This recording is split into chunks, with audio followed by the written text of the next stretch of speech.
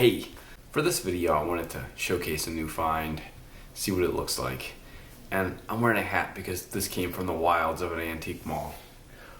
Recently I had to go do a pickup somewhere and I ran into an antique mall where I've had a little bit of luck in the past, and I bought this Wicker covered bottle.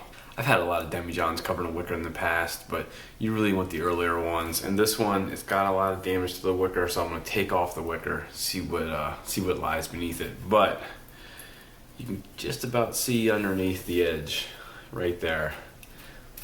I'm certain it's pontiled. Let's check it out and see what it looks like without all this wicker on it.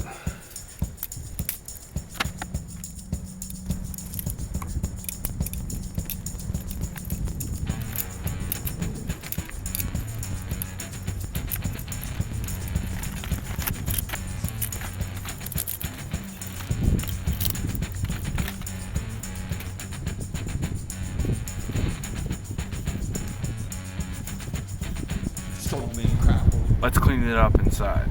So that was fun. A little too cold to be breaking wicker off a bottle outside. It's messy, a lot of dust, a lot of dirt underneath the wicker. Pretty cool example, pontiled, which I could see before I bought it just by peering a little bit underneath the wicker and feeling with my finger. But the lip, you could tell it was pretty early, not necessarily pontiled, but certainly 18, close to being pontiled age, and not one of the turn of the century ones. Yeah, the lip's a giveaway that it was a pretty early one. So if you're out in the antique stores and you see that, typically if the wicker is perfect, I like to leave it on, or I just sell it as is and let the next person figure it out.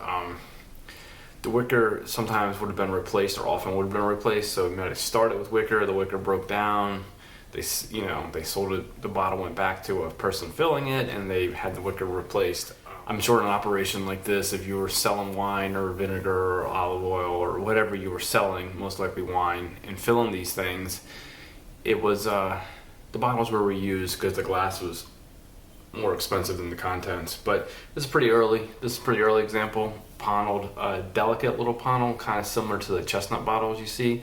New England. I paid a little less than 40 for it. Ballpark the value around 150. A little more if you really like it and you want one for yourself. Certainly it's a nice example. A little less if you were super desperate to sell it and move it quickly. Yeah, New England bottle, probably 1830s, 1840s or so.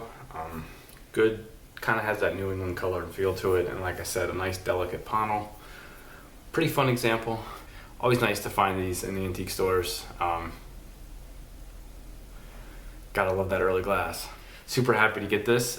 Won't make a ton of money on it. Like I said, I might make about $100, maybe a little more, but always nice to buy a piece of early American glass for that cheap. So that's the bottle. Thanks for watching, and if you enjoyed this video, please hit like and subscribe. Thanks.